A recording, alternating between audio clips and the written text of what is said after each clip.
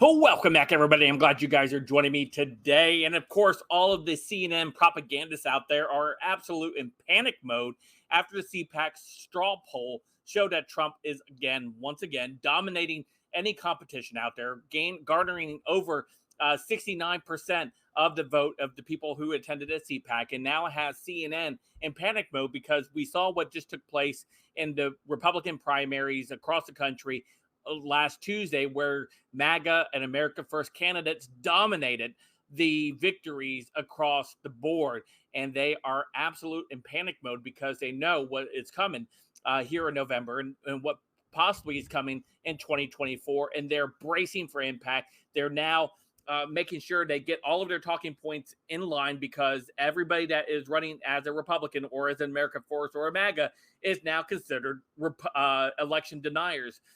And that, of course, goes right into the face of how many times the Democrats have denied elections anytime they have lost. We know it goes back to at least 2000, where they've denied every election and called it illegitimate, and they've challenged it, and they continue to be not a threat to democracy, I suppose. And every time there has been a Republican inauguration during the last couple decades, there have been riots that have followed where they have set cars on fire, destroyed businesses in D.C. Because of what's taking place. And one of my favorite Twitter people here, fake news follower, fake news critic, aptly points out what's going on. We're going to take a look at a clip from CNN today where they're saying they're in panic mode. So before we dive into today's topic, don't forget to hit that like button, subscribe button if you're new here. Thank you for joining me, allowing me to share some info with you. Hopefully you can share it with your friends and family. Smash that like button at 1500. And if you like the content, you like the channel, you like the video, you can smash that super thanks as well. And as always, I'll make sure that is this fake news critic is linked in the description so you can go check out some of his stuff. Maybe give him a follow as well. He has some great insights on things. It says, she says it's the responsibility of journalists to report the facts while continuing the lie that election denying is a Republican thing. As most know, at this point, Democrats have denied every election they lose. And with none of this danger to democracy stuff at Brian Stelter. Let's take a listen because the old potato here has some stuff to say. There's a big difference between saying election skeptics and, democracy destroyers. How did you think about the writing, the choice of language for your recent article? It's really tough because I think you don't want to be too dismissive of these folks. You don't want people to sort of assume that they're so crazy you shouldn't even pay attention to them. But you also don't want to, I think calling them election skeptics is a little bit too polite. Most of these people are beyond skepticism. And we talk about this all the time at The Atlantic when I'm writing, because I sort of have this mini beat of election denial. And we say, stop the steal candidates. We say election denial. I occasionally, at a magazine, I sort of have a little more free reign to call them what I want. I sometimes call them liars. Yeah, she probably has never called Democrats liars when they have claimed elections have been stolen from them or the current person that's in office is illegitimate. We could go back to 2018 with Stacey Abrams, who sat there and claimed that she was the victor of the 2018 Georgia gubernatorial election there in the state of Georgia, and everyone carried her water. Everybody said, oh yeah, it was definitely rigged against her. And I'm sure that this writer here, Elaine Godfrey, never wrote that Stacey Abrams is a liar, right? Never happened. Of course, CNN is never going to criticize Democrats in that fashion. They know better. They know Democrats have actively challenged elections and have called them illegitimate.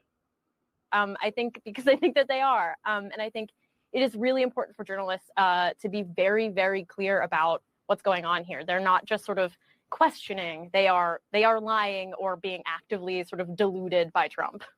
Being clear about the threat to democracy is one of the most important things that American journalists can do. However, Lauren, doesn't that turn off a sizable part of the country? Doesn't it turn off a sizable part of the country every time we're talking about election deniers? Well, it's the responsibility of journalists to report the facts, and I completely understand why covering Trump's potential candidacy in 2024 is an extremely important story. This is a person that's actively subverting American democracy.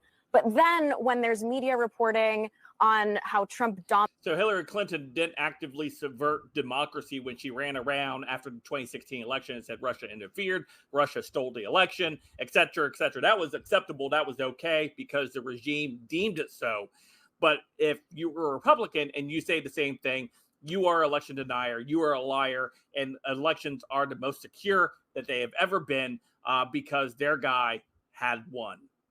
dominated the CPAC poll. He got there's 69% compared to Ron DeSantis with 24%. That is utterly uninformative of where things will be in that 2 straw years. poll? Yes. Right, because as a political scientist, that's just unscientific. It's just whoever happened to be at the conference, the most hard right activists. Yes, that's exactly right. And we know that there's just not enough information right now to predict anything this far out. There's too much noise. Nobody is paying attention. And so we do need to take these sorts of things with a grain of salt or ignore them altogether, frankly. I feel the panic in the mainstream media. They understand what is coming. They understand that their candidate is a flipping potato and he has no idea what year it even is. The guy's trapped in a basement with COVID for the 6th time or whatever it is at this point because they know how unpopular he is. They know how unpopular Democrat policies are. And you see everything they're trying to do right now before the upcoming midterm election to try to shove as much stuff as they can into by hiring 80,000 new IRS agents to come after the middle class, the poor Americans, because they don't have the means to fight against IRS. They will be the low-hanging fruit if you have like small side gigs and you don't report that. If it's just cash tips and stuff, you don't report that. Expect an IRS agent at your door, and this is what the regime protects and what they want for America. Anyway, let me know what you guys think in the comments down below. Of course, you guys can follow me on all my social media, including Odysee and Gab. Don't forget to hit that like button, subscribe button, and of course, leave a let's go, Brandon. And until next time, I'll see you guys later. Have a great day.